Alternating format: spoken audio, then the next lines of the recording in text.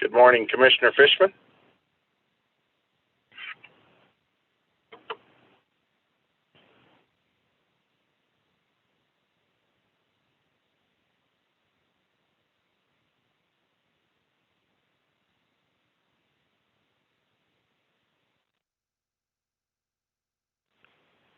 Isaac, can you hear me?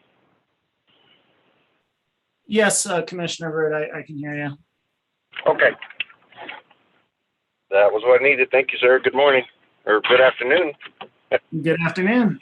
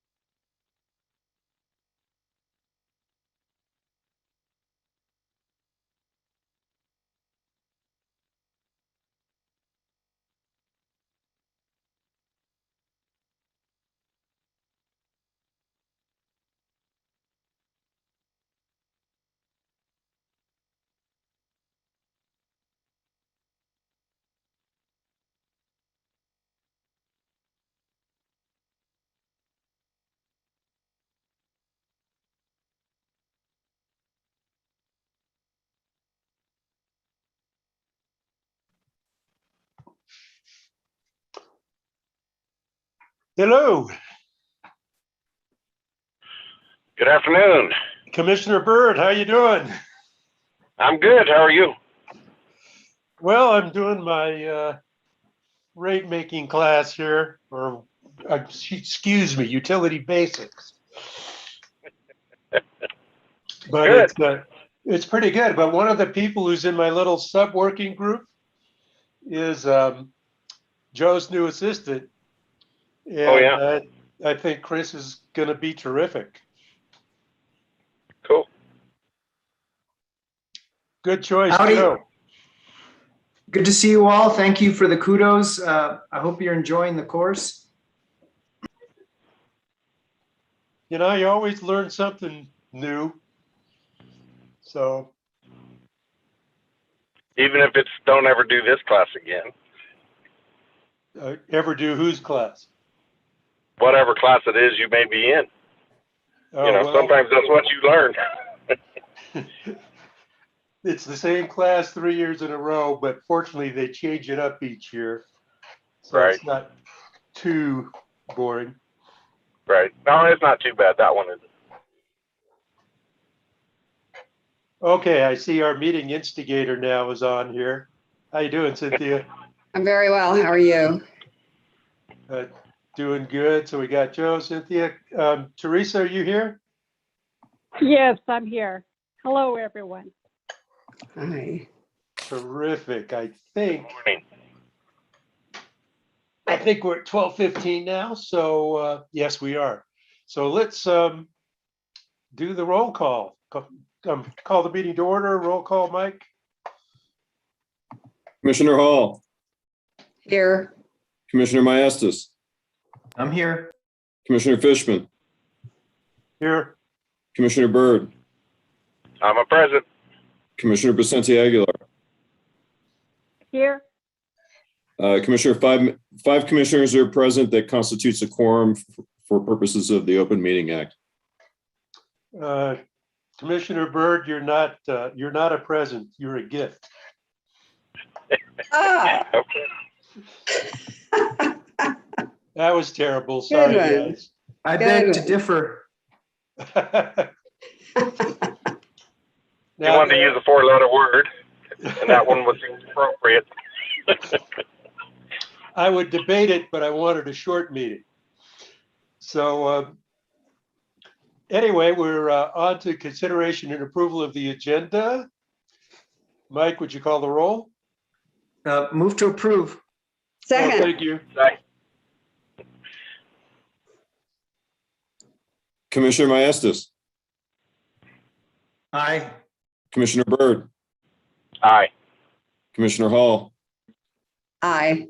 Commissioner Vicente Aguilar, aye. Commissioner Fishman. Aye. Commissioner, the agenda is approved by a vote of 5-0. And we're on to discussion and potential action items. Discussion and potential action on possible NMPRC support of Western states comments regarding governance of the Northwest Power Pools Resource Adequacy Program.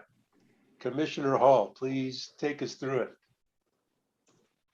Thank you, Mr. Chair.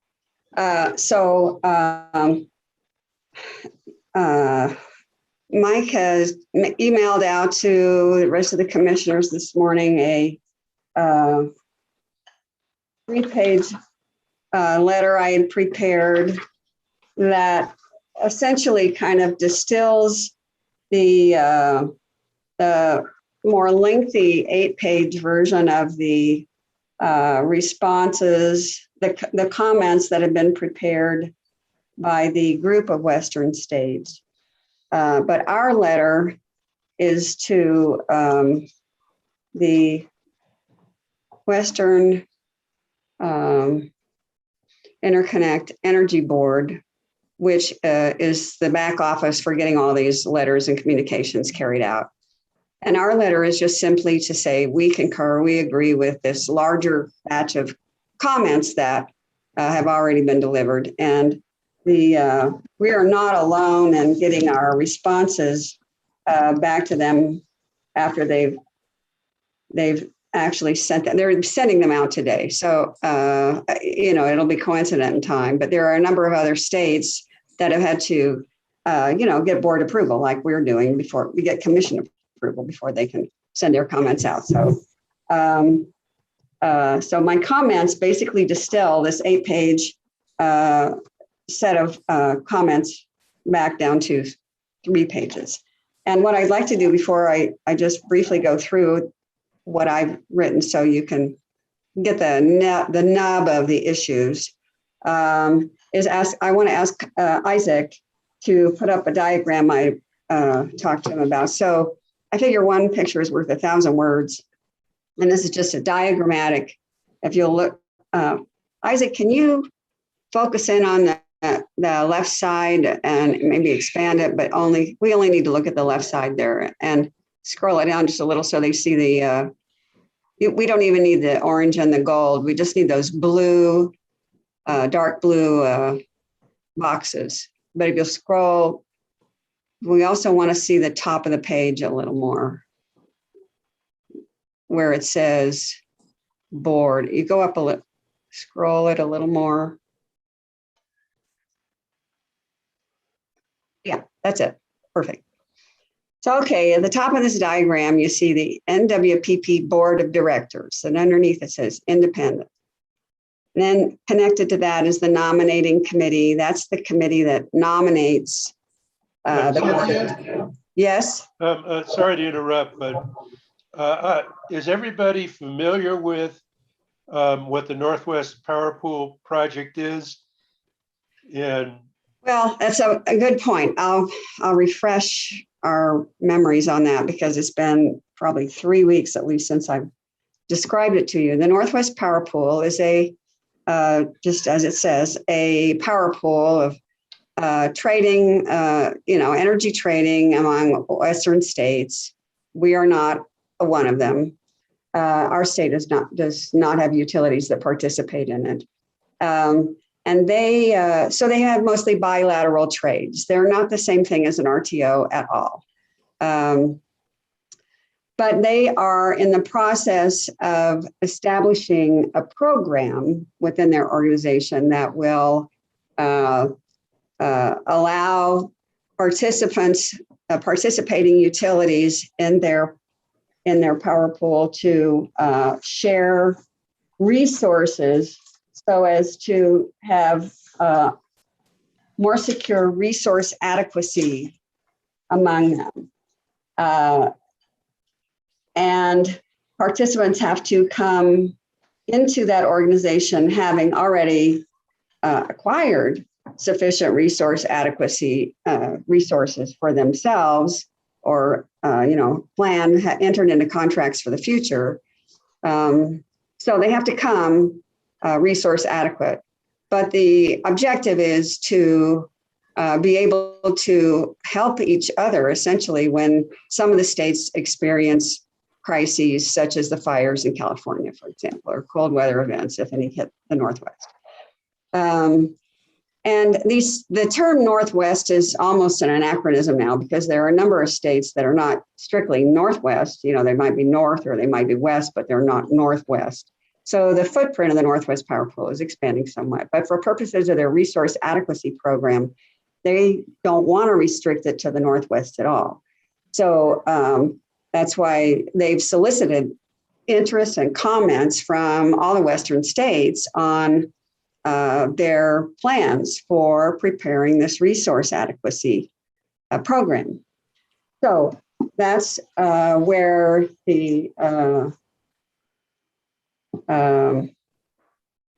Western Interconnection Energy Board got involved because they are a nonprofit agency that basically, like I say, runs the back office for a number of Western states organizations, commissioner organizations that relate to various aspects of the energy trading scenario in the West.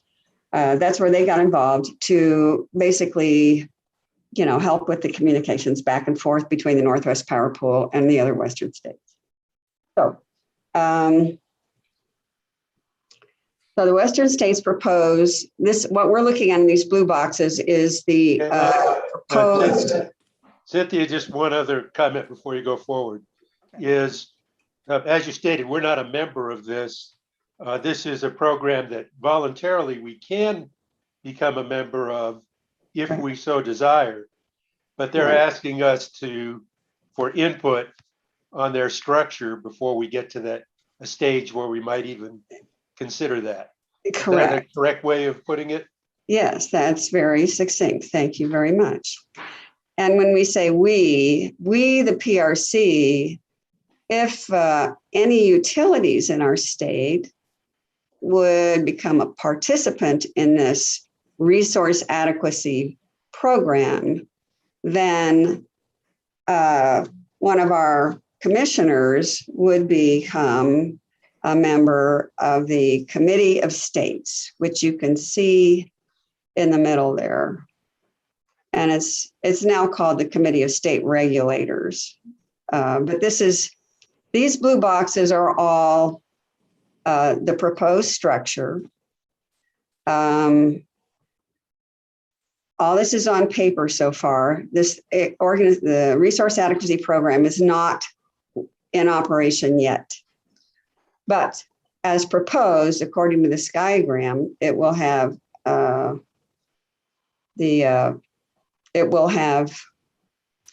several entities, and it falls in the structure of the Northwest Power Pool, as you can see diagram, with the Board of Northwest Power Pool, Board of Directors on top, the nominating committee, which represents them. And the nominating committee, it says they're sector representative, which means member utilities who fall into different sectors will populate that nominating committee. One of our comments asserts that we would like, we meaning the Committee of State Regulators, we would like a member of the Committee of State Regulators to be in the nominating committee. And our comments, we'll go into that later, but our comments just say it's for transparency and we want to have a voice and so forth. Also, if you'll see, look where to the box just to the left of the Committee of State Regulators Committee. That's the Resource Adequacy Participants Committee. The participants are made up of utilities. They're called Load Responsible Entities, LRE. I think you'll see that in the comments. And it, as proposed, does not include a member of the Committee of State Regulators. Our comments also say that we think that the Participants Committee, which has a lot of power, should also include a member from the Committee of State Regulators. Again, for transparency and for making sure that the state's interest, which is to ensure that that the state's interests are being observed. So anyhow, with that diagram, I just thought it might be helpful for you to see what we're talking about. Basically, in our comments, we're talking about these 4 boxes. And the comments coming from our agency, as I say, really just mirror in a more succinct way the comments that have already been discussed and agreed to by all the Western states and were compiled in that 8-page document you got a couple of weeks ago. So Isaac, if you could put on the letter that I have prepared, then we can go through that quickly.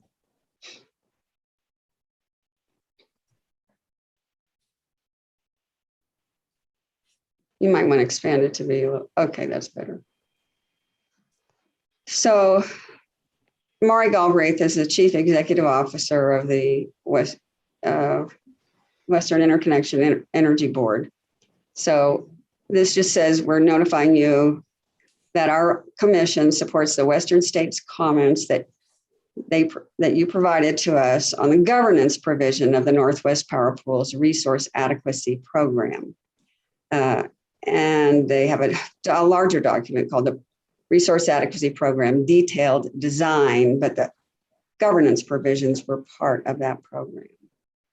So they had the comments that were compiled for all the Western states were broken down into the following categories, which I've numbered. And the first pertains to the Board of Directors. And what I state there is, if you look about halfway down in the first paragraph, we support the comments signatories, those are the other Western states, position that require that actions approved by the Resource Adequacy Participant Committee are brought before the board as initiative or agenda items. Oh, sorry, you know what? Let's start at the beginning of that paragraph to explain this.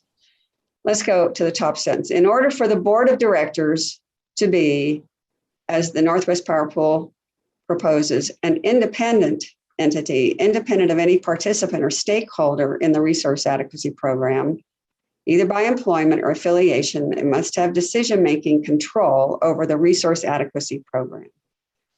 As currently written, when the Resource Adequacy Participants Committee approves an action, that action is deemed to be approved by the board unless it is appealed to the board by some entity there in the organization. So I then say, we support the comment signatories' position that require that actions approved by the Resource Adequacy Participant Committee are brought before the board, excuse me, as an initiative or agenda items, and that the board will actively and effectively engage in consideration, decision-making, and approval of all resource adequacy program actions. The Participants Committee was going to, as currently proposed, have a lot more authority there in final decision-making without this objection, this suggested change. And then there is no clear language about appeals. So the next paragraph says, we also support the recommendation that the Power Pool develop an appeals process specifying, among other things, who has standing to appeal decisions of the Participants Committee or board, when an appeal must be filed and with whom, what process the Power Pool will use to respond to appeals, and who will make a final determination on decisions appealed. So that mirrors what the larger group wanted, but that's in essence what we are agreeing to. Next point, if you scroll to the next page. The board's relationship to the Participants Committee. We say here, we note that as proposed in the Resource Adequacy Program, the Participants Committee is responsible for developing and recommending the RA program policies, procedures, and system enhancements. That's a lot. We agree with other signatories that the board must be empowered by the governance provisions to hold the Participants Committee accountable for its actions or failure to act in fulfilling its oversight responsibilities over the Participants Committee. So there was a much longer paragraph, but that's essentially what they were saying there in the Western States comments, is they want to make sure that somewhere in the governance provisions, it says that the board of directors can hold the Participants Committee accountable. They don't say how, but they want that stated. Bullet number 3, closed executive sessions. I stated that our agency concurs with the signatories that the current proposed standard for calling closed executive sessions of the board, as it's written now, it says they can have a closed session as necessary upon agreement of the board to safeguard confidentiality of sensitive information. I state we agree it's insufficient, it's too vague, and that the governance provisions must provide more clarity and identify more specifically the matters to be addressed in closed sessions, such as personnel and legal matters. So that's, that's our standard operating procedure. It's other commission's standard operating procedure. It should not be a question. Item number 4, can you scroll up a little, scroll further, I should say, Isaac, thanks. Membership and voting.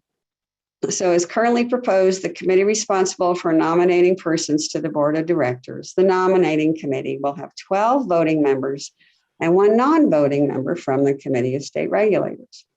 We agree with the signatories that all members of the nominating committee, including the State Regulator Committee, should have a meaningful voice through full voting rights in nominating board members, and that the governing provision should be amended to so.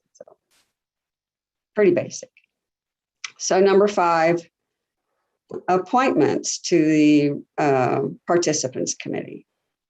As the governance provisions currently state, the Committee of State Regulators' role is to advise the Power Pool and the board on the governance and design of the RA program. The Participants Committee is responsible for developing and recommending resource adequacy policies, procedures, and system enhancements. And then participation in the Participants Committee is limited to participants, which must be load responsible entities. The problem there is that if our committee, the state committee, is going to be advisory, you would think it would have to be on the participants committee.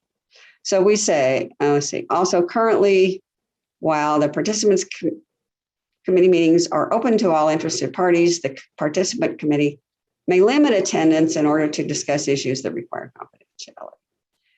So I state that we agree with the signatories that these Committee of State Regulators should have a representative on the participants committee so they can better advise, so they can advise at all, essentially, on the governance and design of the resource adequacy programs that the participants committee is developing, and also to have transparency into the participant discussions of that powerful committee.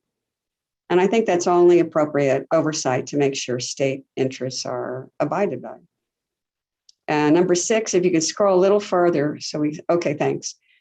FERC Section 205 filing rights. Section 205 says that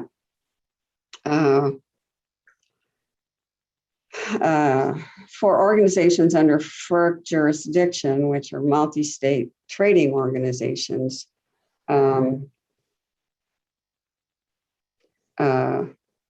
rates that result must be just and reasonable. It's actually very brief, but it captures the notion and the concept that with whatever trading organizations there are, such as imbalanced markets or power pools or RTOs, whatever activities they pursue has to result in just and reasonable rates. So here I state that we concur with the signatories to that the Committee of State Regulators should be acknowledged as holding the right under Section 205 of the Federal Power Act to enforce, if necessary, against the RA program or the power pool, the right to just and reasonable rates for utility customers in the event any resource adequacy program action under a FERC mandate would present a risk of affecting state policies on matters such as utility reserve margins or capacity contributions. And I can tell you all the state regulators were agreed about this. And it goes on to say, we believe the fact that this process is established in the Southwest Power Pool and the Mid-Continent Independent System Operator, that's MISO, and in the state committees. In the state committees of those two RTOs, we think is a strong precedent for establishing it in this resource adequacy program as well. So that's another, it's a strong feature to protect states' rights, state policy interests. Number 7, designating the Committee of State Regulators members. This is simple. We agree that the comment signatories, with the signatories, that the designation of state representatives to serve on the Committee of State Regulators should be decided on by their respective state or province.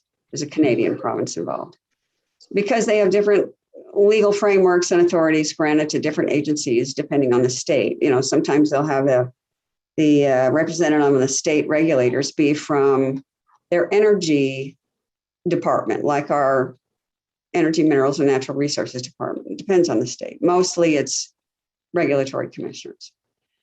So going on to number 8, staffing and funding for the Committee of State Regulators.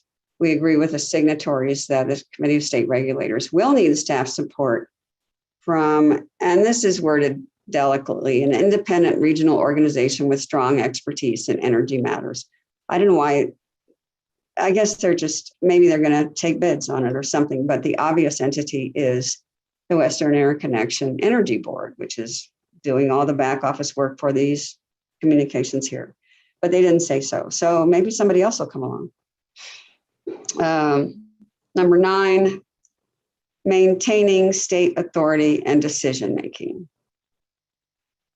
We agree with the comment signatories that by states engaging through the Committee of State Regulators in the Resource Adequacy Program, they are not agreeing to federal preemption of state authority, and that the governance provisions contain a clear statement to this effect. I think that's pretty uncontroversial as well. then I think this is the last point, information and data sharing.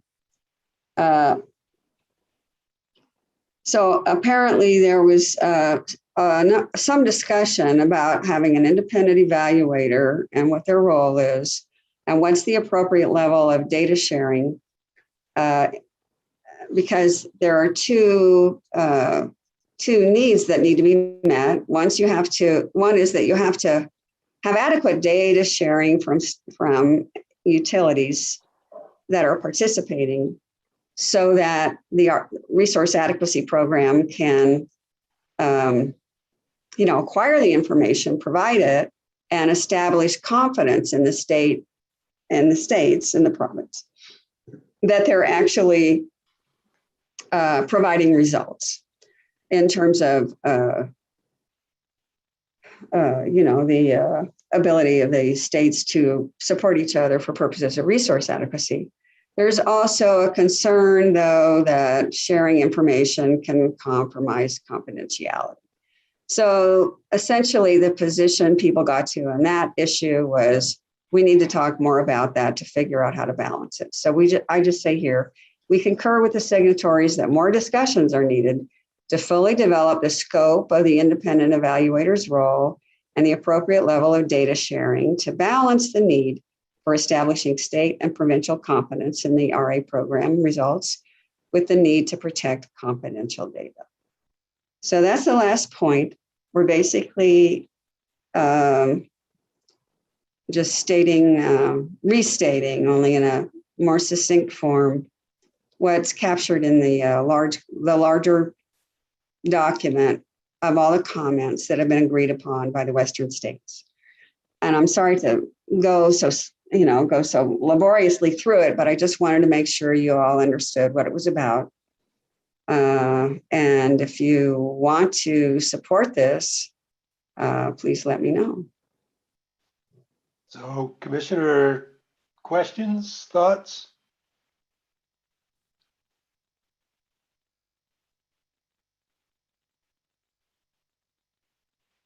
Okay, I don't hear any, but just to sum up, Cynthia, what I'm hearing is that Northwest Power Pool is a potential alternative to joining Southwest Power Pool or CAISO to collaborate more with other utilities on resource adequacy. And that the way it's being designed, it's kind of I wouldn't quite call it an ISO or RTO. It's kind of an ISO light, as best I can tell, a lighter touch, a little more independence for the utilities to engage in this kind of partnership. Is that how you see it? Yes, although I would say very light. I mean, it's not purporting to be an ISO or anything like that. It's not requiring any kind of full commitment of resources and that sort of thing, and a relinquishment of, any sort of resource planning or anything like that. It's only for resource adequacy sharing. It's just one program. And that's all it wants to be. I mean, generally among the Western states that have participated in this, is that there's, strong leeriness about forming a full-blown RTO or ISO in the West. And I think a lot of the utilities in the West and states are a little fed up with CAISO because their board is not picked independently.